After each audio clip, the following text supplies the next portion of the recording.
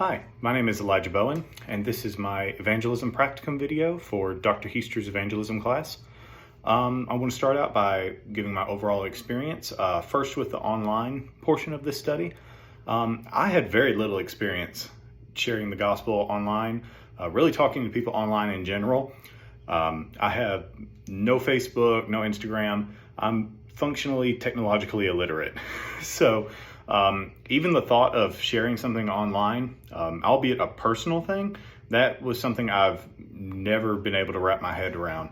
So I was very interested to see what this was going to be like, sharing the gospel online and hearing people give real deep information about themselves and their real concerns. Honestly, I was pleasantly surprised.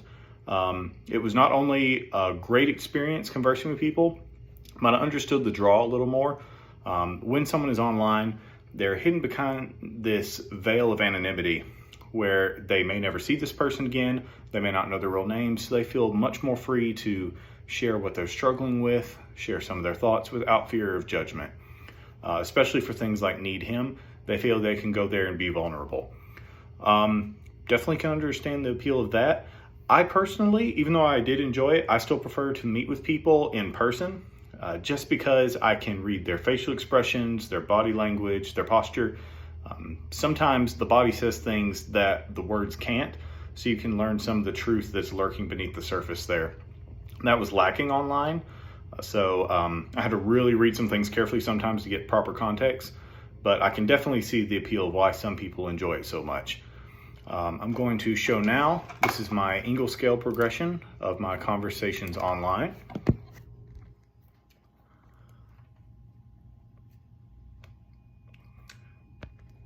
So as far as notable Ingle scale shifts go, I didn't really have that many that moved drastically. I had one or two that maybe moved to square. A lot of people were really on need him, looking for encouragement or maybe just prayer.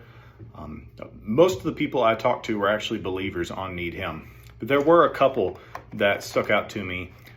Most notable one would be Finn. Finn is from Africa, and she is a believer, but she has been kind of struggling with some disillusionment. She came to America, but had to go back and end her studies early. A relationship she was hoping to have fell through. It didn't work. Her parents have been pushing her to get married, to have a husband.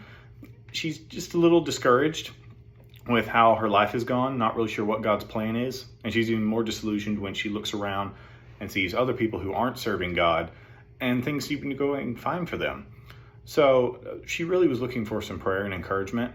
Thankfully, I was able to relate. I've been there myself, wandering around. You take these random jobs going, I don't see God, how you're going to use this. And then God was able to tie everything together, and now I'm at Southwestern. So sharing that and how God has used every experience in my life, not just the significant ones, that was very encouraging to her. Just listening to her share some of her fears, getting some of that out seemed to be very helpful for her. So thankfully I'm still in contact with her. We're going to keep talking on need him. I think she was just able to kind of refine some courage and some hope that she'd been lacking. Another great conversation was with Alex. Alex is about to graduate as a priest, actually, and he's about to be teaching youth and young adults. And he was a little concerned because he didn't feel like he was worthy of the role because he's not married. And he was worried that he wasn't worried he'd be a good authority figure, that they wouldn't take him seriously without that. And I was able to talk with him about how God can use single and married people for his glory. There are some hurdles sometimes that being with or without can bring, but if this is what God had called him to, then he would make a way. And through that, we were able to talk a little more. He told me about how he came to Christ. God had taken him from a really bad living situation, and he'd actually used another priest to do so. So that was the reason Alex now wanted to take what he learned and give back to others. So that was very encouraging. Two things that I used when I was online, two evangelism techniques. Primary one was asking questions.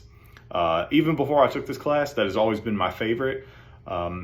Especially online, very few people want an answer. They just want someone to listen. They want to feel heard. So asking those questions, looking for opinions, that was what really opened the door for a lot of people. And asking questions It's very useful for getting to the root of the problem, because a lot of people will say a lot of things, but if you listen, ask a few questions, you can get to the heart of what's really bothering them. It was also useful for weaving my testimony into a conversation. As I said, when I was talking with Alex and with Finn, sorry, I kept wanting to call her Fina, being able to talk with them and share how God had personally worked in my life, they seemed to really be able to draw comparisons from that. All in all, I spent about 6 hours chatting online. I'm going to shift now to my experience sharing face-to-face. I have always preferred talking face-to-face. I love talking with people. As I said, I like being able to read people's posture, their facial cues. I was initially skeptical, though, about just walking up to someone and asking them what they believed about God, much less asking them to make a video. But to my shock, they were open to it. People wanted to discuss spiritual things, and they were even cool having their reactions recorded. So that was very enlightening for me, because I've been the type to always try to build a relationship first and then ask those questions. But this showed me that it's kind of a waste of time to not ask those questions and to get to the heart of the matter. I'm going to show now my Engel scale for meeting in person.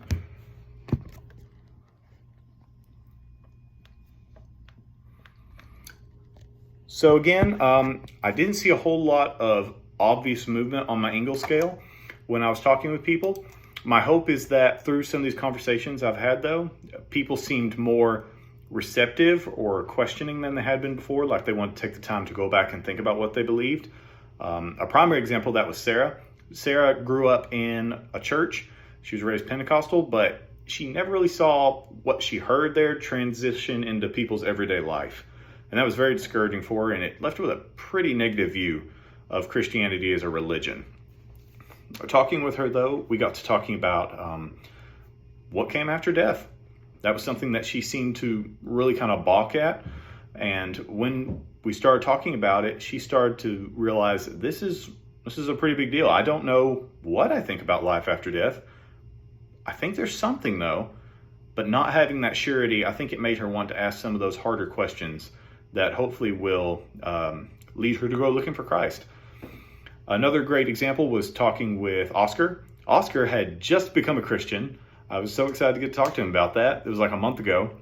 And so getting to talk with him, we talked about how he was a Christian now, but there were still some things from his old life he struggled with. He hadn't been a bad kid, but it's just some bad habits he's trying to kick.